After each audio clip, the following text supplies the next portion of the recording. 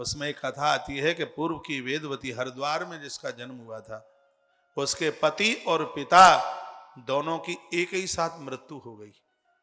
बेचारी जैसे जैसे अपने जीवन का निर्वहन कर रही थी, एक साधु ने कहा था, बेटी तुलसी की रोज पूजा करो, गंगा जी में स्नान करो पूरे कार्तिक के महीने, और गंगा जी के किनारे दीप का दान करो, सब कुछ ठीक हो जाएगा।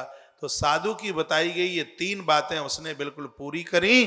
समय आने पर गंगा के किनारे उसका शरीर छूटा, भगवान का विमान आया और वेदवती भगवान के धाम को जाकर के चली गई। लंबे समय के लिए तो वो भगवान के पास में रही, और जब मृत्यु लोक में जन्म होना था तो भगवान श्री कृष्ण की पत्नी सत्यभामा बनकर धरती पर पैदा हुई। यह कार्तिक स्नान की महिमा। आज तो बड़ी जोरदारी से तालियां बजा रहे हो, क्या बात है। वही वेदवती सत्यभामा बनकर के आई धरती पर, और भगवान श्री कृष्ण को, स्वयं परमात्मा को उसने पति के रूप में स्वीकार किया। ये किसी की बात में मत आना बिल्कुल भी कि जिस नारी को पति नहीं है वो पूजा पाठ नहीं करेगी, स्नान नहीं करेगी। हमारे ग्रंथों के ऊपर विश्वास कर लें, सबसे ज्यादा तो पूजा पाठ आपको ही करना चाहिए, भजन करना चाहिए। इसी गरुड़ पुराण में लिखा था, और जो पूर्व में आप सुन चुके हैं, कि जिस नारी का आदमी दुनिया छोड़ के चला गया है तो बेबस परेशान होकर के ना तो सती होने की जरूरत है ना मरने की जरूरत है। पति के लिए पत्नी मर जाती है तो वह मृत्यु नहीं है, वो आत्महत्या है। ये स्वयं भगवान गरुड़देव ने कहा। मैंने ये कथा 21 तारीख को आपके बीच में रखी है, मुझे टाइमिंग्स भी याद है, दिन भी याद है।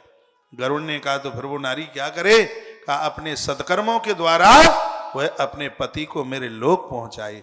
यदि वो तृषित है, परेशान है, यमराज के रास्ते में भटक गया है, तो मृत्यु लोक में जीवित नारी, उसकी पत्नी जो अपने पति के निमित्त धर्म और सत्कर्म करती है, उसके द्वारा पति का तारण हो जाता है। जिस नारी ने अपने पति को मुक्त कर दिया, उस पुण्य के प्रभाव से वो नारी अपने आप में मुक्त हो जाती है। ये वर्णन किया है। ये नहीं कि पति पत्नी में भारी प्रेम था, स्नेह था, कि वो गए तो हम भी गले में फांसी का फंदा लगा लें।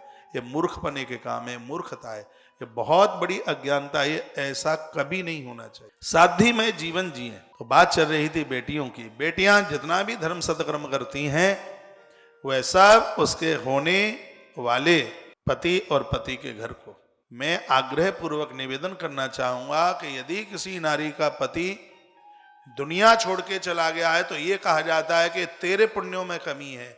ऐसा बिल्कुल भी नहीं है। उस व्यक्ति का अपना खुद का भी कोई प्रारब्ध है, उसकी वजह से दुनिया छोड़ के गया है। परमात्मा की माँ माता कौशल्या, नारी के अंदर जितने गुण हैं वो सब उसके अंदर हैं।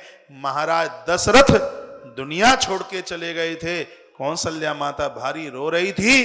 गुरुदेव वशिष्ठ ने कहा, देवी तेरे पुण्यों में कोई कमी नहीं है। महाराज दशरथ का जो अपराध था, श्रवण की मौत, उसकी वजह से इनको दुनिया छोड़ के जाना पड़ा है।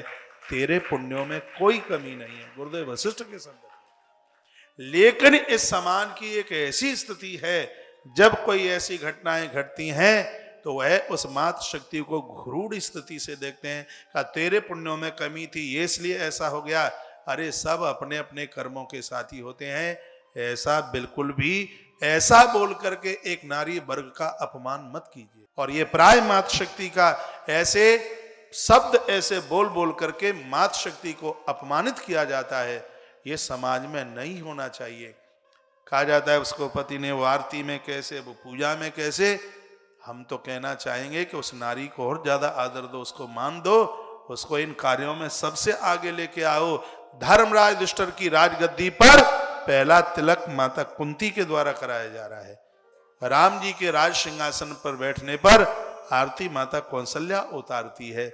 इन कथाओं को अपने आप से अलग मत कीजिए। ये माताएं पति के बिना जीवन जी रही हैं। सत्य तो ये है, किसी महात्मा की तपस्या से इनकी तपस्या कम नहीं है। समाज को आदर देना चाहिए, उनको सहूलियत देनी चाहिए।